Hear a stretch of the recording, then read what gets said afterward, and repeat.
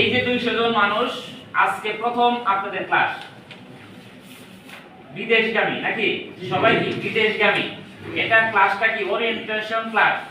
আপনি কিছু শিখবেন, কিছু জানবেন আমাদের কাছ থেকে, বা বিদেশে যাত্রাকালে কি করতে হবে, যাওয়ার পরে কি করতে হবে, এই বিষয়গুলো আপনাদের সাথে আমরা একটু আলোচনা করব। ক্লাসের বিষয় হচ্ছে আজকে আপনার আচার আচরণ, শিষ্টাচার, খাদ্যাভ্যাস এবং আপনার স্বাস্থ্যবিধি এবং সংক্রমিত রোগ এবং এর প্রতিকার। এটা হচ্ছে কি ক্লাসের আজকে বিষয়বস্তু। যে কয়টা বিষয় বললাম এই বিষয়গুলোর সাথে কিন্তু আমরা কথা বলবো। প্রথমেই আমরা যাই যে আসেন আমরা বিদেশ যাচ্ছি। প্রথমে কি বলছিলাম? আচরণ নাকি? আচ্ছা, আমি আপনার বা আপনি আপনার বাড়িতে আপনার গ্রামে যে ছিলেন, আপনি কিন্তু একটা নিয়মের মধ্যে অথবা আপনার কোনো নিয়মে চলছে, অথবা আমি বাড়িতে উশৃঙ্খল থাকতে পারি, পারি না? আমি কি এর বাপ মায়ের কথা শুনবো? আমার কথায় বাপ মা শুনে মাইন্ড করেন না কেউ? এইরকম সিচুয়েশনটা কিন্তু আমাদের। আমি বন্ধু বান্ধবের সাথে আমি লিডিং পয়েন্টে আছি, আমি উশৃঙ্খল, আমি এরে মারি ওরে ধরি, এই সেই এরকম একটা অবস্থায় আমি চলি। মানে আমি কারো কথা শুনি না, আমার কথাই তাদের মানে শোনায়, আমার কথাই চলে। এখন আমি আজকে আমার বাবা মা অথবা আমার ভাই বা কারো মাধ্যমে অথবা তাদের সহযোগিতায় টাকা পয়সা দিয়ে আমাকে কোথায় পাঠাচ্ছে? দেশের বাইরে কোনো একটা দেশে। কারণ কি আমি এখানে নষ্ট হয়ে যাচ্ছি, আমি দুষ্ট হয়ে যাচ্ছি, কোনো একটা অপকর্মের সাথে জড়িত হয়ে যেতে পারি বা হচ্ছি বা হয়েছি। তাহলে কি এখানে ইনকাম করার থেকে আমি অপকর্ম বেশি করতেছি, আমার সংসারের বাবা মা আমার ভাইয়ের টাকা পয়সা নষ্ট করতেছি। আছেন এমন? তাহলে এখান থেকে প্রতিকার পাওয়ার জন্যই আমাকে বিদেশে পাড়ি দিতে হচ্ছে। আমার বাবা মা আমাকে বিদেশ পাঠাই দিচ্ছে। তাহলে বিদেশে যাব, আমার যে পরিবেশের সাথে আমি যে বড় হয়েছি বা আমি চলছি, এই আচরণটা আমি কি বিদেশে প্রয়োগ করতে পারবো? তাহলে এটাকে কি করতে হবে? এখন থেকে, আজকে থেকে, আমি হয়তো বা 1 মাস পরে যাব বিদেশ, এই মুহূর্ত থেকে আমার আচরণ সমস্ত কিছু আমি এই মুহূর্তে ত্যাগ করব। পারবো ইনশাআল্লাহ? ইনশাআল্লাহ। ওকে, তাহলে এই যে ত্যাগ, বিদেশ যাচ্ছেনই ত্যাগ তিতিক্ষা করে অনেক কষ্টের বিনিময়ে আপনি কোথায় যাচ্ছেন? বিদেশে যাচ্ছেন। তাহলে কোথায় যাচ্ছি? বিদেশে যাচ্ছি। মাঝে একটু দাঁড়ায় বলবেন। তাহলে এই যে বিদেশ যাচ্ছি, আমার আচরণগত যত সমস্যা ছিল, আমার আচরণে যত সমস্যা ছিল, আজকে থেকে আমি ত্যাগ করলাম। ঠিক আছে? আচ্ছা, এরপরে ধরেন শিষ্টাচার মানে আদব কায়দা, এগুলো সব আচরণের মধ্যে পড়ে। আপনি কাউকে মানেন নাই, বাবা মাকে এখন থেকে মানতে হবে। কারণ এখান থেকে ট্রেনিং করেন, হয়তো বা 2 মাস পরে যাবেন বিদেশ। ট্রেনিংটা বাড়ি থেকে শুরু করেন। ট্রেনিং কি বাড়ি থেকে শুরু করেন।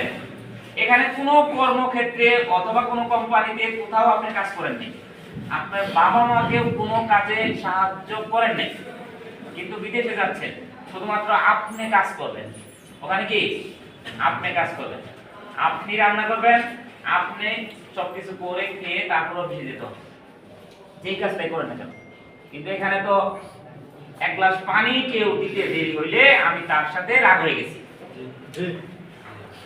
সবাই নেই এরকম সিচুয়েশন, অনেক ছেলেরাই আছে। তাহলে এই সিচুয়েশন কি বাদ দিতে হবে না? ওইখানে পানি তো আমাকে কেউ ঢেলে দিবে না, আমারটা নিজের করতে হবে, নিজের খাইতে হবে, নিজের করতে হবে, কাজ করতে হবে। তাহলে এখন থেকে প্র্যাকটিস, যে আমি নিজের কাজটা আজকেই বাসায় গিয়ে কি করবেন? ভাত কারো কাছে না চাইয়ে আপনি নিজে পাতিল থেকে নিয়ে খাবেন। এটা একটা প্র্যাকটিস। হয়তো বাসায় গেছেন, আপনার ওয়াইফ আছে অথবা মা আছে, বলবে এই তুমি বাচ্চা রেখেছি কেন? আমি দিচ্ছি, যে না তুমি আজকে অফ থাকো, আমি আজকে করি। এটা একটা প্র্যাকটিস। ঠিক আছে? এই প্র্যাকটিস আজকে থেকে শুরু করেন।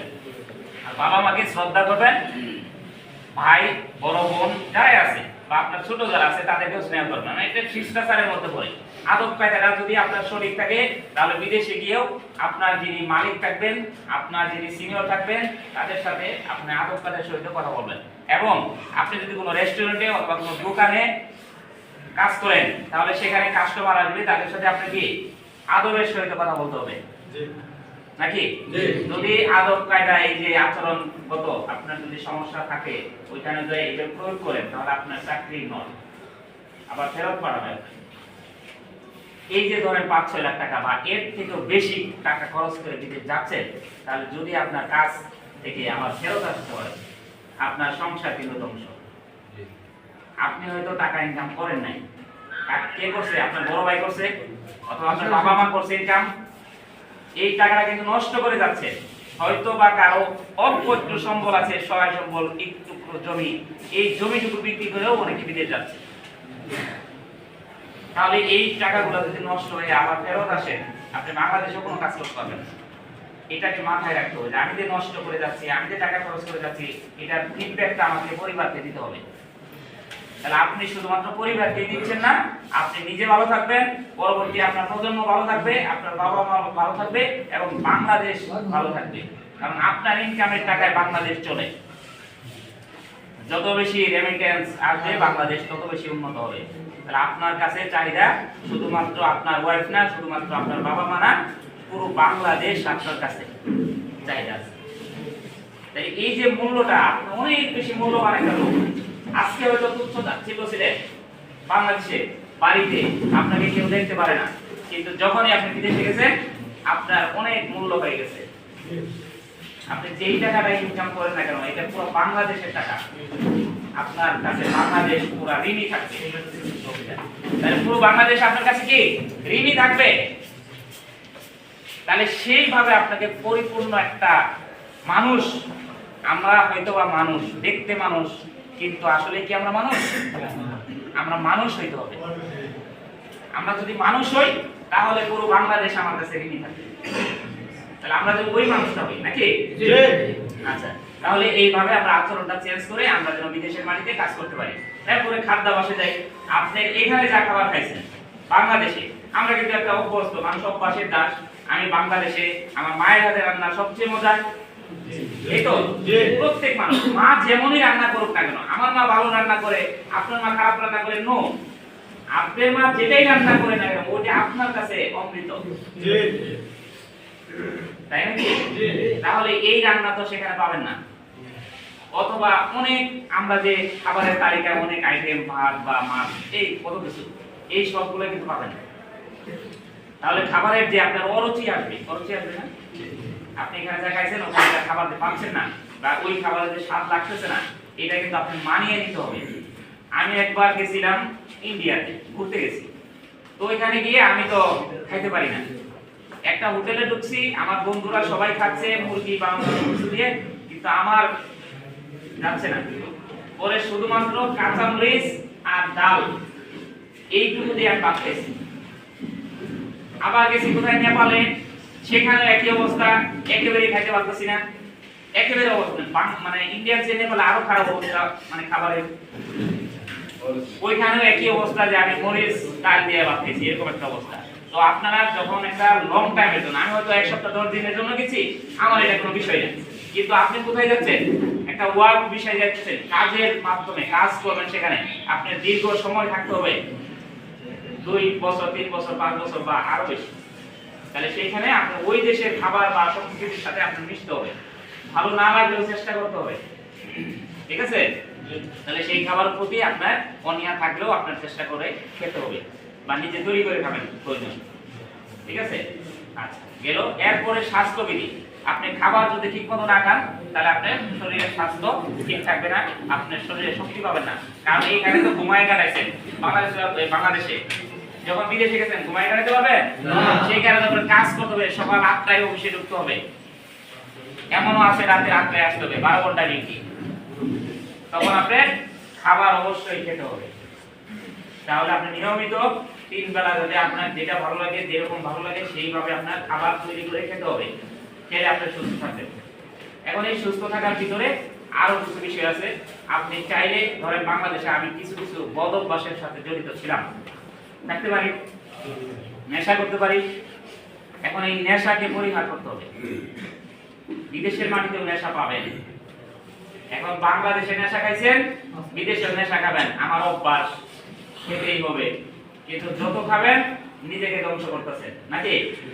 নেশা খাইলে বাংলাদেশেও ধ্বংস, নেশা বিদেশের মাটিতে গেলেও ধ্বংসই। এটা কখনো উন্নতি করে না, করে নেশা ধ্বংস করে। এখন তাহলে নেশা পরিহার করব।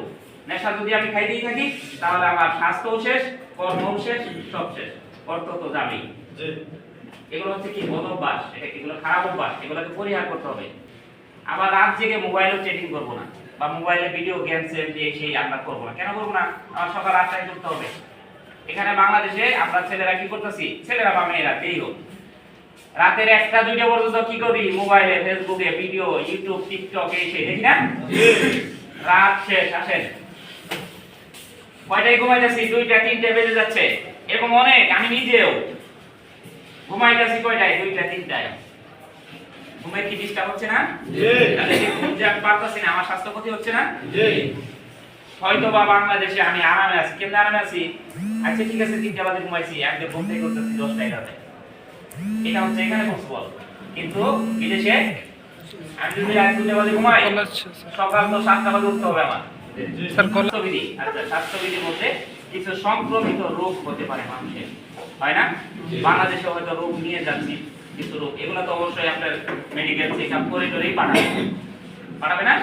এখন বিদেশের মাটিতে আপনি যখন গেছেন, অনেক ধরনের রোগ সেখানে আপনি নিজে আবার ঘটাইতে পারেন। যেমন সংক্রমিত একটা রোগের মধ্যে বিদেশের মাটিতে যারা যাবেন, সবচেয়ে ভয়ঙ্কর একটা রোগ সেটা হচ্ছে কি এইচআইভি। জানেন এই রোগ সম্পর্কে? অনেকেই জানেন নাকি সবাই জানেন? সবাই জানে না? আচ্ছা, এইচআইভি হচ্ছে একটা মারাত্মক ব্যাধি। এটার এখন পর্যন্ত প্রতিষেধক হয় নাই পৃথিবীতে, যেটাকে এইডস বলা হয়। এইডস সম্পর্কে জানেন? আচ্ছা, অনেকেই হয়তো জানে না, যাদের বয়স কম জানে না। তাহলে এইডস একটা রোগ, এটা হচ্ছে কি সংক্রমিত রোগ, একজনের মাধ্যমে আরেকজনের কাছে যাবে। এখন কিভাবে যাবে?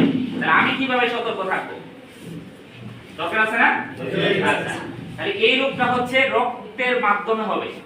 যেমন আপনি আরেকজনকে রক্ত দিচ্ছেন, বা আপনি কারো কাছ থেকে রক্ত নিচ্ছেন, তাহলে তার যার রক্তটা নেবেন তার রক্তটা পরীক্ষা করতে হবে তার এইডস আছে কি।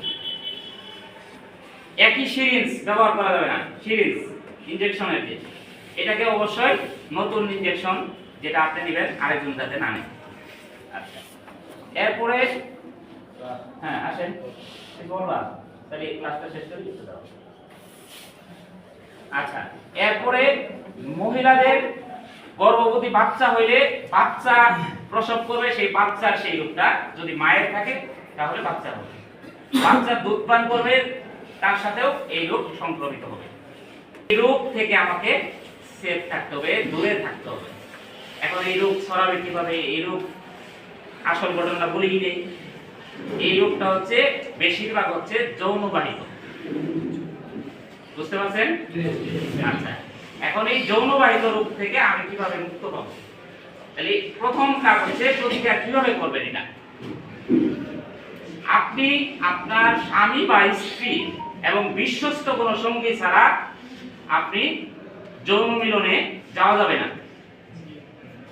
মাইন্ড করার মতো কথা না কিন্তু, ঠিক আছে? তাহলে কি বিশ্বস্ত কোনো সঙ্গী এবং স্বামী বা স্ত্রী ব্যতীত সেই কাজে যাওয়া যাবে না।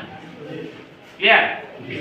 এখন যদি কোনো বিষয়ে আপনি চলেই যান, তাহলে অবশ্যই আপনার প্রোটেকশন ব্যবহার করতেই হবে ওই রোগ থেকে বাঁচার জন্য, কারণ আপনি সুস্থ আছেন। এখন এই রোগটা সরবে কিভাবে এটাই বলতেছি।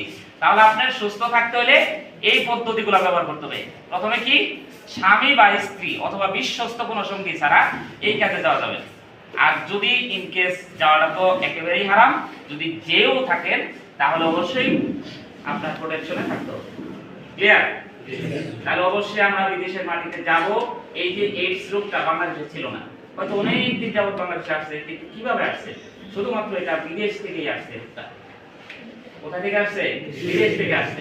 যারা বিদেশে গেছে 5-10 বছর ছিল কোন পুরুষ, সেখানে এই রোগটা হয়েছে, তারা কোনো একটা কাজে গেছে, এই রোগ হয়েছে, বাংলাদেশে আসছে, সে আবার কি করছে, এখানে তার ওয়াইফের সাথে যখন সে মেলামেশা করছে, তার ওয়াইফের হয়েছে, তার বাচ্চারও হয়েছে। তাহলে আমরা যে বিদেশ যাব, তাহলে বিদেশ গেলে আমি কি সুস্থ আসবো নাকি অসুখ নিয়ে আসবো?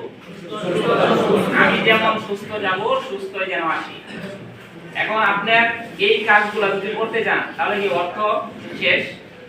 এখানে কি অর্থ লাগবে না? টাকা পয়সা নষ্ট করবেন। তাহলে বাংলাদেশ থেকে যখন এত পরিশ্রম, এত ট্যাক্স দীক্ষা, বাবা মা, ভাই বোন, স্ত্রী সবকিছু ছেড়ে যখন বিদেশের মাটিতে যাচ্ছেন, তাহলে আপনি কি টাকা ইনকাম করার জন্য, টাকা নষ্ট করার জন্য না। আপনি যদি কোনো একটা উপকরণের সাথে জড়িত হয়ে যান, আপনার টাকা পয়সা সবকিছু শেষ। বছর 5 বছর পরে বাংলাদেশে আসবেন, শূন্য হাতে আসতে হবে নাকি? তাহলে অনেক লোক আছে বাংলাদেশের যারা একটা রেস্টুরেন্টের মালিক হয়েছে অথবা কোনো দোকানের মালিক হয়েছে, তারা কেমনে হয়েছে? কষ্ট করে হয়েছে, তারা টাকা নষ্ট করে নেই। আবার অনেকে খালি পকেটেও আসে। তাহলে আপনি যদি চিন্তা করেন যে না আমিও যাচ্ছি একটা দোকানে কাজ করতে, আমি যেন দোকানের একটা মালিক হতে পারি, চেষ্টা থাকতে হবে আপনার। যদি চেষ্টা না থাকে, যদি অবৈধ পথে টাকা নষ্ট করেন, তাহলে কোনোভাবেই সম্ভব না। তাহলে আমাদের কি প্রতিজ্ঞা একটাই যে আমরা সুস্থ যাব, সুস্থ যেন আল্লাহ তাআলা ফেরত আনে, এবং আমি যেন এখানে ভালো কাজ করি, কোনো খারাপ কাজের সাথে আমরা যেন সম্পৃক্ত না হই। ঠিক আছে? এখানে তো মহিলারা খুব কম, মনে হয় কয়েকজন নাকি? মহিলারা যাচ্ছেন? আচ্ছা, মহিলাদের উদ্দেশ্যে কিছু কথা বলি। মহিলারা যারা যাচ্ছেন, আপনাদের নিজের সেফটি, আপনাদের নিজের স্বাস্থ্য সম্পর্কে, আপনাদের নিজেদের সবকিছু সম্পর্কে কিন্তু আপনাদের ধারণা থাকতে হবে। এখন এইখানে যে পরিবেশে বা যে অবস্থায় ছিলেন, বিদেশের মাটিতে কিন্তু সেইভাবে আপনার থাকা যাবে না। ওইখানে যদি যারা সৌদি যান, তাহলে মহিলাদের বলছি তারা অবশ্যই পর্দা করতে হবে। এই বিষয়গুলো কি আপনাদের সচেতন নিজেরাই থাকতে হবে। তো এবং আপনারা এমবাসির সাথে যোগাযোগ বা যে এজেন্সির মাধ্যমে যাচ্ছেন তাদের সাথে যেন সম্পৃক্ত থাকেন, যোগাযোগ থাকেন। আপনি কোনো বিপদ পড়লেই যেন তাদের সাথে আপনি যোগাযোগ রাখতে পারেন। এই বিষয়গুলো আপনাদের কি মাথায় রাখতে হবে। তাহলে সচেতন থাকবো স্বাস্থ্য সম্পর্কে, সচেতন থাকবো আচরণবিধি এবং শিষ্টাচার, খাদ্যাভ্যাস যেটাকে বলে, আর হচ্ছে আমার অর্থনৈতিক সবকিছু বিষয়ে আমার নিজেরই কি সচেতন থাকতে হবে। সচেতন হবেন না, আপনার নিজের ধ্বংস নিজেই আপনি করে আসবেন।